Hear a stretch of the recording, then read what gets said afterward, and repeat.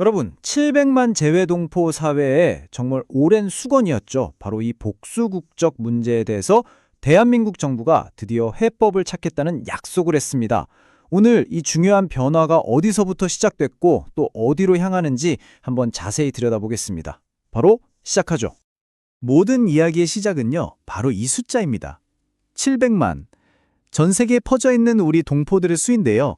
이 엄청난 규모는 대한민국이 더 이상 한반도라는 지리적 경계 안에만 갇혀 있는 나라가 아니라는 걸 아주 명확하게 보여주는 숫자이기도 합니다. 대통령의 이 발언, 이게 그냥 듣기 좋으려고 하는 말이 아닙니다. 재외동포를 더 이상 외국 사는 한국 사람 정도로 보는 게 아니라 대한민국의 성공 신화를 함께 만들어온 주역으로 국가가 공식적으로 인정한다는 거거든요. 이건 정말 중요한 관점의 변화라고 할 수 있죠. 자, 그렇다면 이 700만 주역들이 구체적으로 어떤 역할을 해왔길래 이런 평가를 받는 걸까요? 첫 번째 파트에서 살펴보겠습니다. 이분들은 말 그대로 전 세계 곳곳에서 대한민국의 얼굴이자 브랜드가 되고 있습니다. 생각해보세요.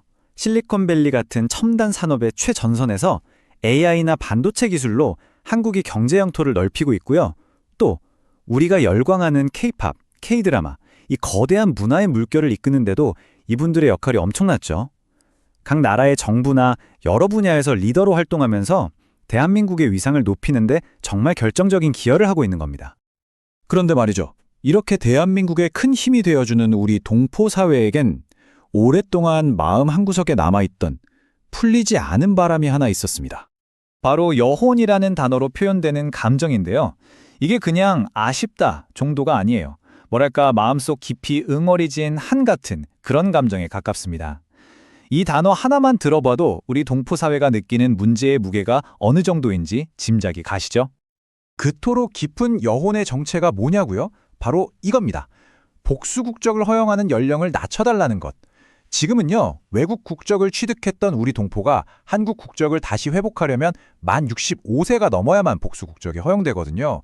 과거에 병역 문제나 세금 문제 같은 걸 피하려는 걸 막기 위해 만들어진 규정인데 바로 이 너무 높은 나이 기준이 동포 사회의 가장 큰 수건 과제가 된 겁니다. 그리고 이 오랜 염원에 대해서 마침내 정부가 직접 응답을 내놨습니다. 해결하겠다는 약속이죠. 여기서 가장 중요한 점은요. 정부가 이걸 그냥 여러 문제 중 하나가 아니라 동포 사회의 핵심적인 염원이라고 명확하게 인지하고 있다는 사실입니다. 그리고 한 발 더 나아가서 이걸 해결하겠다는 분명한 의지를 공식적으로 밝혔다는 거죠.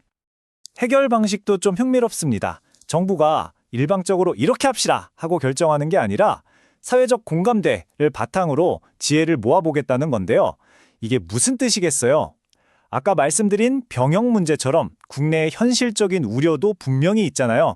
그러니까 동포 사회의 오랜 바람과 국내의 우려 사이에서 모두가 수긍할 만한 그런 현명한 해법을 찾아보겠다는 의지로 보입니다.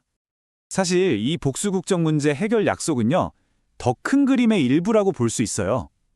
정부는 동포들의 권익 향상을 위해서 여러 가지 종합적인 지원책도 함께 발표했습니다. 이 한마디가 재외동포들이 자기 권리를 행사하기 위해 겪는 현실을 정말 생생하게 보여주죠. 투표를 하려고 비행기를 타야 하는 상황. 물론 그 애국심은 정말 아름답지만 그 뒤에는 아니 이게 맞는 건가 싶은 제도의 불편함이 숨어 있는 겁니다. 구체적으로 보면 유권자 등록부터가 너무 복잡하고요. 투표소는 몇 개 도시를 합쳐서 하나 정도 있다 보니까 사는 곳에서 너무 멀어요. 당연히 시간하고 돈이 많이 들 수밖에 없죠. 심지어 그 투표소 운영 자체도 인력이나 예산이 부족해서 힘들어하는 뭐랄까 악순환이 계속되어 온 겁니다. 그래서 정부가 약속했습니다. 첫째, 이 복잡한 투표 절차 아주 빠르게 간소화하겠다. 그리고 여기서 그치지 않고 그동안 지원이 부족했던 한인회 같은 동포단체에도 이제 정부가 지원을 제공하고요.